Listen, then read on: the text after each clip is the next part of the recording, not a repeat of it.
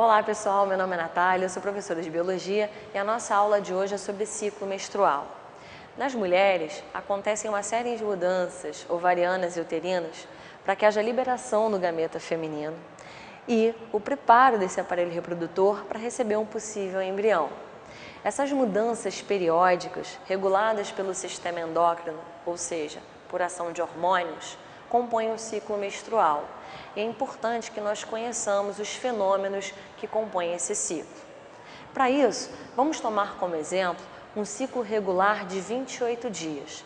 Lembrando que algumas mulheres possuem um ciclo com menos de 28 dias e outras com mais de 28 dias. Algumas possuem até ciclos irregulares. Mas os fenômenos que acontecem no ciclo são sempre os mesmos, por mais que a ocorrência seja temporalmente diferente. Vamos aqui para o nosso exemplo, então. Quando se inicia o ciclo menstrual? O primeiro dia do ciclo menstrual, ele equivale ao primeiro dia de menstruação, que nada mais é do que a descamação do endométrio que se espessou durante o ciclo anterior, caracterizado pelo sangramento. A partir do primeiro dia do ciclo menstrual, a gente tem a liberação do hormônio FSH pela adenohipófise, que é uma das regiões da hipófise, e esse hormônio, que é chamado de hormônio folículo estimulante, como o próprio nome já diz, tem a função de estimular o desenvolvimento de um dos folículos presentes no ovário. Esse folículo se desenvolve pelo aumento do número de células foliculares, que são as células que ficam em volta do ovócito que vai ser liberado durante a ovulação, e esse hormônio também estimula a migração desse folículo para a periferia do ovário, preparando esse folículo para liberar o ovócito que está dentro dele. À medida que o folículo se desenvolve, eu tenho a liberação pelo ovário do estrogênio. E esse estrogênio é responsável por iniciar o espessamento do endométrio, como pela proliferação de glândulas e capilares sanguíneos. Esse estrogênio, ele faz um feedback negativo com o FSH. À medida que o folículo se desenvolve, eu tenho mais estrogênio e quanto mais estrogênio, menos FSH eu libero, menos FSH eu preciso. Quando o folículo está muito maduro, eu tenho um pico de estrogênio e esse pico de estrogênio induz a um pico de LH, que é um hormônio também liberado pela adenohipófise, que é chamado de hormônio luteinizante. Esse pico de LH, ele induz ao processo de ovulação. É importante lembrar que na ovulação não é liberado o óvulo, e sim o ovócito. Por quê?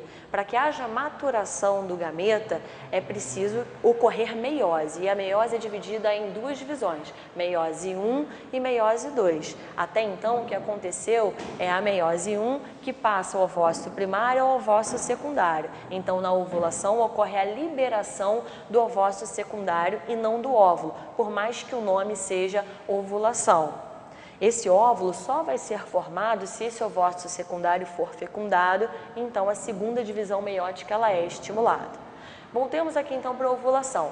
O pico de LH, que é acompanhado de um pico de FSH também, induziu a ovulação e a partir do momento que eu libero esse ovócito secundário, eu permaneço com essas células foliculares no ovário, formando um corpo cicatricial ou corpo lúteo, corpo amarelo. Esse corpo lúteo, ele vai secretar progesterona e estrogênio. Esses hormônios vão induzir o contínuo espessamento desse endométrio, também pela proliferação de glândulas e capilares, mas associado, principalmente pela ação da progesterona, à secreção de glicogênio, que permite uma possível nidação, fixação do embrião, caso haja fecundação. Perfeito? Enquanto eu tiver esse corpo lúteo vivo, eu terei esses hormônios sendo liberados e eu tenho esse espessamento do endométrio. Caso não haja fecundação e nidação, não existe nenhum estímulo que mantenha esse corpo lúteo ativo. E a tendência natural é que essas células foliculares do corpo lúteo morram e à medida que esse corpo lúteo degenera, eu reduzo as taxas desses hormônios progesterona e estrogênio e ao fim do ciclo, então, com a baixa desses hormônios, eu vou iniciar um novo ciclo com a descamação desse endométrio, já que não existe hormônio para mantê-lo espesso. É importante a gente lembrar que as fases do ciclo menstrual, elas têm nome, dependendo se você está considerando o que está acontecendo no ovário ou no útero. No ovário, a gente pode dividir esse ciclo menstrual em duas fases. A fase estrogênica, que é quando eu tenho o folículo liberando estrogênio, e a fase progesterônica, que é depois da ovulação, quando eu tenho o corpo lúteo liberando progesterona e estrogênio.